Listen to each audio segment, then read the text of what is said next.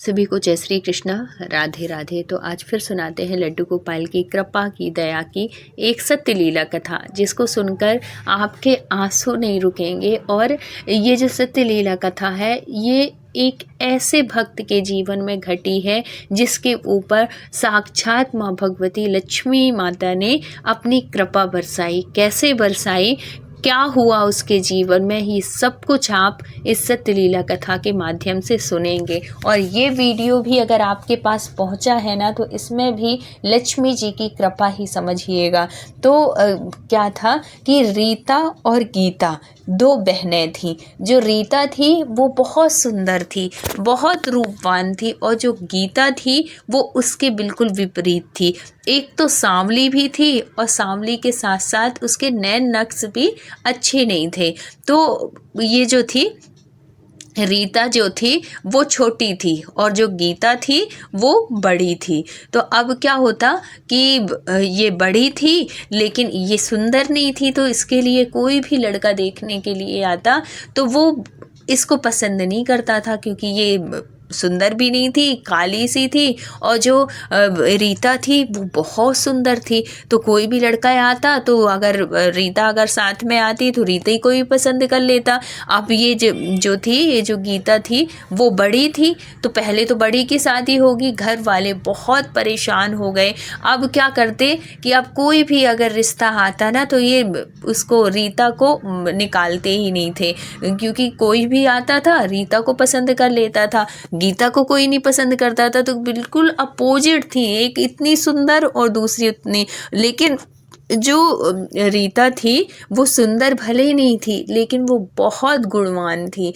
बहुत ही अच्छी थी, नेचर से भी अच्छी थी, बहुत धार्मिक थी। और जो गीता थी वो क्या थी कि वो सुंदर तो थी लेकिन वो रूपवान नहीं, सुंदर तो थी लेकिन गुणवान नहीं थी। वो उसमें बहुत ज़्यादा अहंकार आ गया था, बहुत एटीट्यूड वाली थी, उस तरीके से थी। और जो और वैसे अधिकांश भी ना जो छोटी होती है ना, वो उनमें थोड़ी सा वो चीज़ रहती है। बड़ी बहन थोड़ी सा झुकी हुई होती है, थोड़ी सब अपने घर परिस्थिति सब कुछ समझने वाली होती है। तो इनके साथ ये दिक्कत थी, बहुत परेशान हो गई। और फिर बाद में क्या होता है, उसके जीवन में ऐसे घटना घटी कि घर वाले भी मजबूर होके, परेशान होके एक ऐसा रिश्ता आया जो कि इसको पसंद कर लिया। क्यों पसंद कर लिया? क्योंकि एक से एक इतने रिश्ते आए लेकिन कोई पसंद नहीं किया।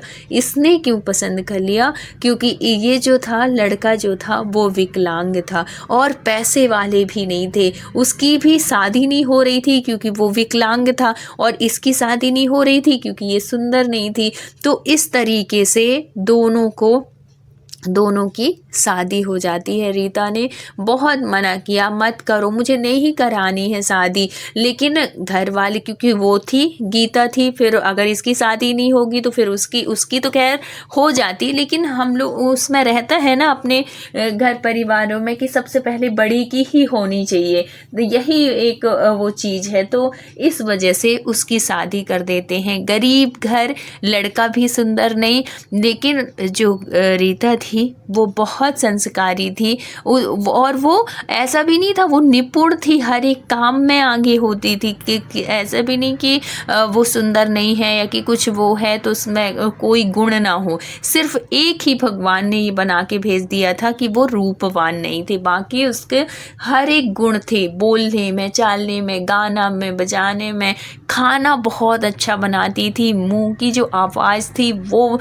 बहुत अच्छी थी, बहुत अच्छे तरीके से लहजे से बात करती थी। और ये जो थी गीता जो थी तो बहुत सुंदर, लेकिन थी बहुत नकचढ़ी। ना तो कभी किसी के साथ अच्छे से बोलती थी, हमेशा तू तड़ाक करके बात करती थी। ना तो उसको रिश्तों का वो था कि कोई हमसे बड़ा है तो हम झुक के नमस्कार करें, कुछ भी करें, नमस्ते कुछ भी करें, ये सब चीज़ नहीं था। उसको बहुत अहंकार हो गया था अपने रूपवान होने का।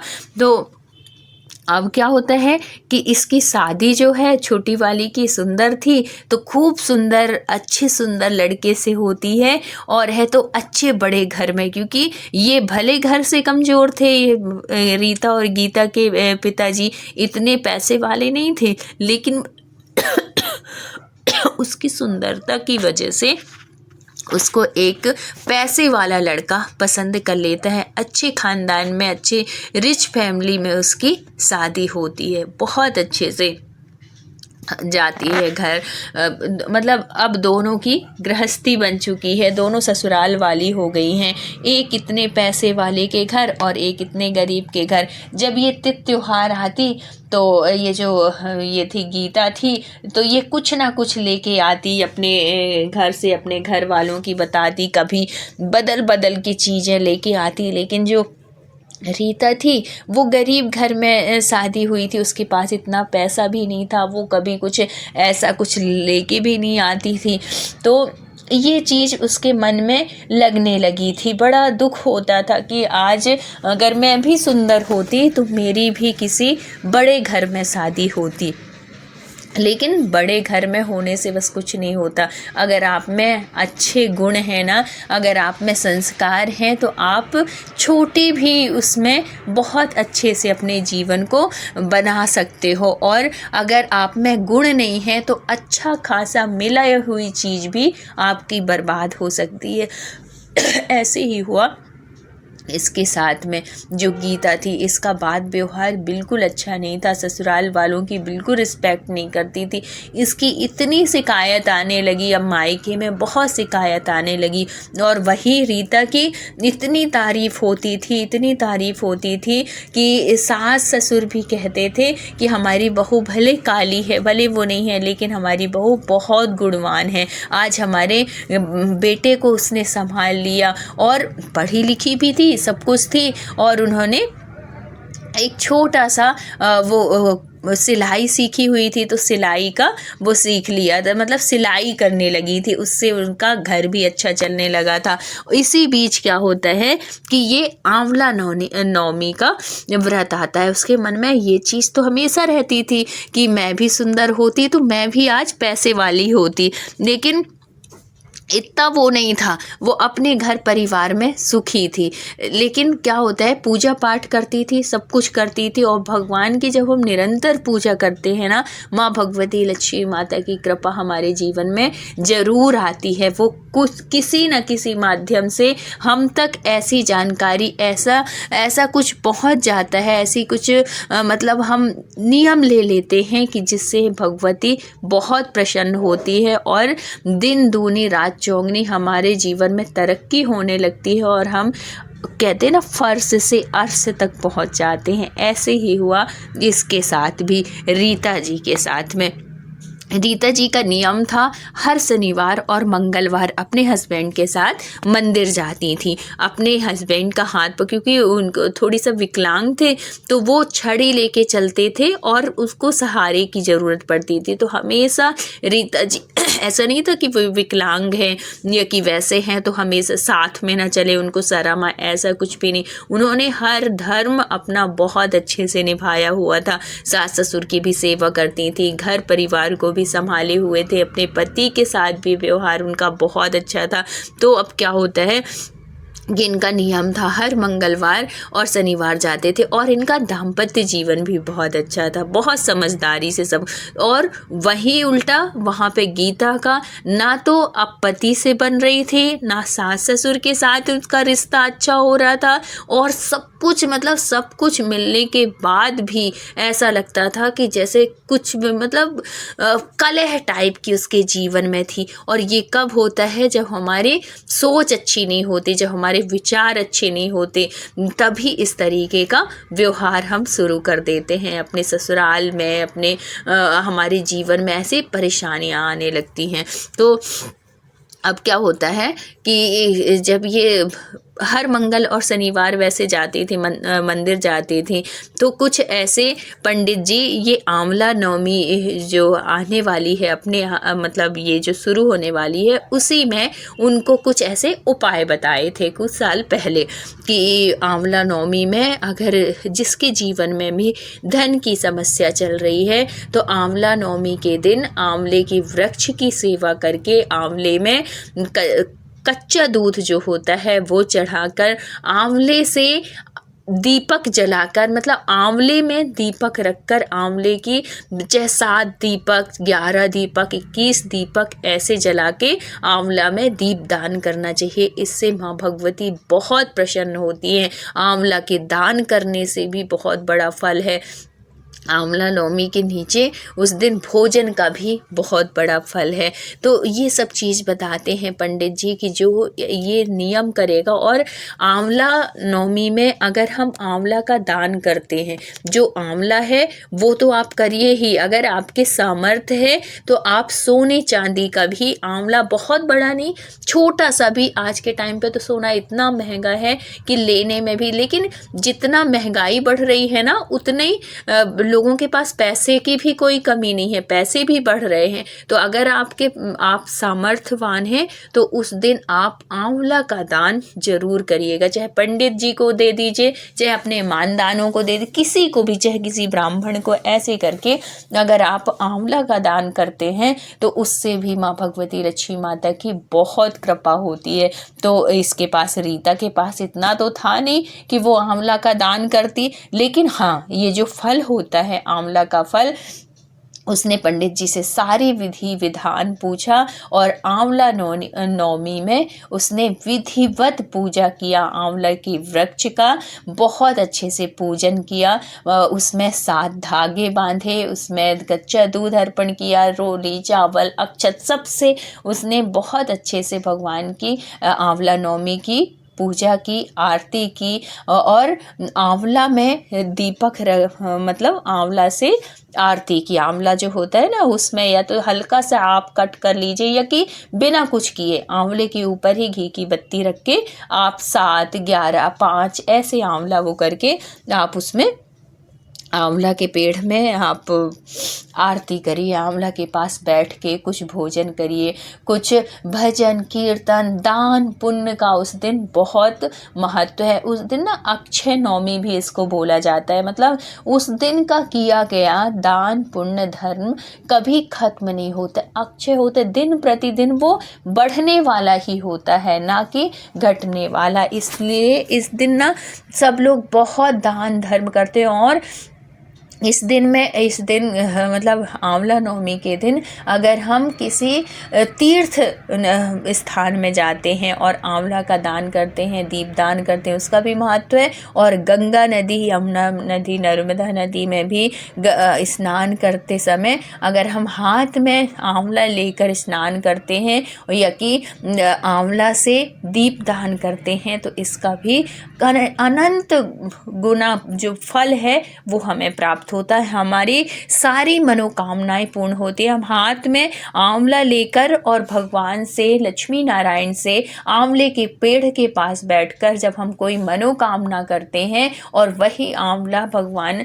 लक्ष्मी माता को समर्पित करते हैं, उस पेड़ के पास रखते हैं अपनी मनोकामना बोल के, तो माँ भगवती बहुत कृपा करती हैं, आपकी हर मनोकामना को पूर्ण करती हैं। ऐसे ही किया इन्होंने, रीता जी ने अपने हस्बैंड के साथ मिलके आसपास ही कहीं आंवला का वृक्ष लगा था, वहाँ पे सुबह सुबह स्नान करके दोनों हस्बैंड वाइफ जाते हैं और बहुत अच्छे से विधिवत वहाँ पे बैठ के, जब वहाँ पे जाती हैं तो बहुत सारे लोग आए हुए थे, क्योंकि वो बगीचा टाइप ही था, तो छोटे छोटे से मतलब 4-4, 6-6 लोग ऐसे करके सब पूजा पाठ कर रहे थे। इन्होंने भी बहुत अच्छे से पूजा पाठ किया। वहाँ पे मंदिर में इन्होंने दान करके आए। आंवला तो इतने पैसे वाले तो थे नहीं कि सोने चांदी के आंवला का दान करते, तो इन्होंने आंवला का फल का ही दान किया।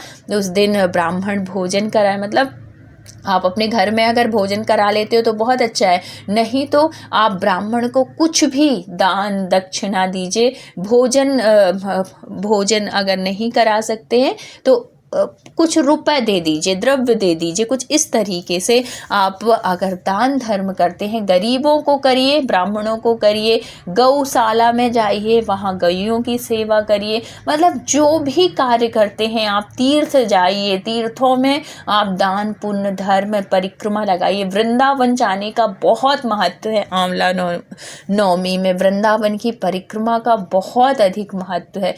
आप वहाँ जाइए, अगर आसपास हैं तो उस दिन ज़रूर ही जाइएगा। और ये सब चीज़ करेंगे ना तो आप खुद महसूस करेंगे कि आपके जीवन में कितना परिवर्तन हो गया है। तो मेरे कहने से एक बार इस बार आप ऐसा करके देख लीजिए। कुछ भी करिए, लेकिन कुछ ना करने से करना बहुत अच्छा होता है। आपसे जितना सामर्थ्य हो सके आप उस हिसाब से आप ये उपाय करिए, फिर देखिए आपके जीवन में कितनी समृद्धि आती है। ऐसे ही हुआ जिसके साथ में ये जो थी रीता जी, वो पूजा पाठ आराधना सब कुछ करके आई, जितना उनका सामर्थ्य था उस हिसाब से उन्होंने दान धर्म भी किया, ये सब चीज़ किया। तो कुछ टाइम में ही इतना अच्छा उनका सब कुछ हो गया। ये जो थे ना, इनके हस्बैंड जो थे, इन्होंने मतलब विकलांग थे लेकिन पढ़ने में बहुत होशियार थे। ये गवर्नमेंट जॉब की तैयारी कर रहे थे। भगवान की कृपा से अब ये संयोग होते हैं, जब हम कुछ धर्म कर्म करते हैं ना, तो जो हमारे रुके हुए काम भी होते हैं वो भी भगवान की कृपा से बनने लगते हैं। तो ये गवर्नमेंट जॉब की जो तैयारी कर रहे थे, वहाँ पे इनका सिलेक्शन हो जाता है, एक बहुत बढ़िया गवर्नमेंट जॉब मिल जाती है। और ये जो थी रीता जी जो थी, जो इनके पास एक मशीन थी, आज उनके पास 6 मशीन हो गई है। अब वो बुटीक चलाने लगी हैं, एक सेंटर खोल लिया है जहाँ पे कई औरतें लड़कियाँ आती हैं, सीखती भी हैं और इनका बहुत ही अच्छे से बिजनेस जैसे चलने लगा।